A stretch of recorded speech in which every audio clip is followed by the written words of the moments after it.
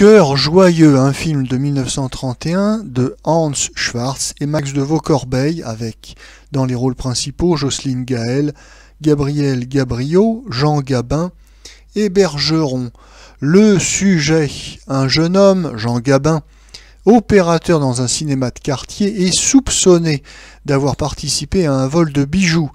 Sa fiancée, Jocelyne Gaël, voudrait le sauver, mais il faudrait pour cela dénoncer son frère, Gabriel Gabriot, qui est le chef de la bande de voleurs.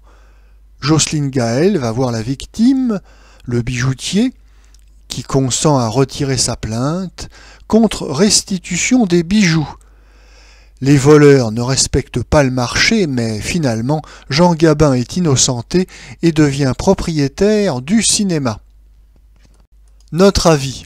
Cœur joyeux fait partie des très nombreux films allemands qui sont également tournés dans une version française. En effet, au début des années 30, le cinéma allemand est tout aussi populaire sur les écrans français que le cinéma américain.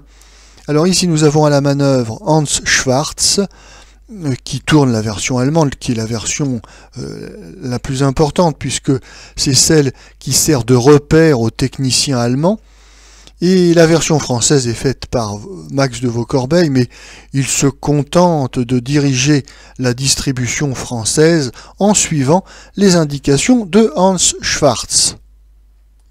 Max de Vaucorbeil, qui a l'habitude de travailler aux versions françaises des films allemands berlinois, et qui a d'ailleurs l'habitude de travailler avec Hans Schwarz.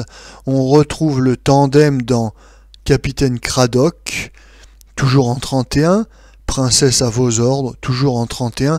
Oui, on voit bien que déjà 3 films tournés la même année avec cette même équipe. Eh bien oui, c'est un film tourné à la chaîne, c'est un film qui est un produit de grandes séries, et à ce titre qui n'est pas très intéressant. Le plus gros défaut de Cœur joyeux, c'est de tenter tout à la fois d'être un film de gangster, un film noir, et en même temps d'être une comédie policière.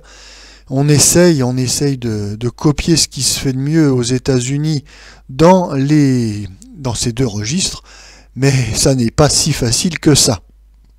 Malheureusement, Cœur joyeux est en réalité un ersatz, c'est un produit de substitution, une pâle copie de ce qui se fait à Hollywood.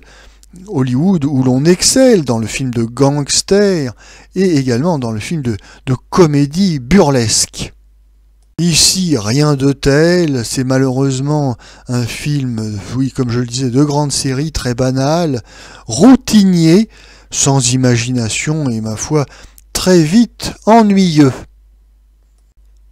Heureusement, dans la version française, nous avons une distribution prestigieuse qui nous permet quand même de passer un bon moment.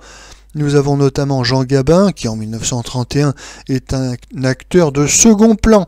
Il faudra attendre les succès de Maria Chapdelaine en 1934, de Variété en 1935, pour que Jean Gabin devienne une vraie star de cinéma.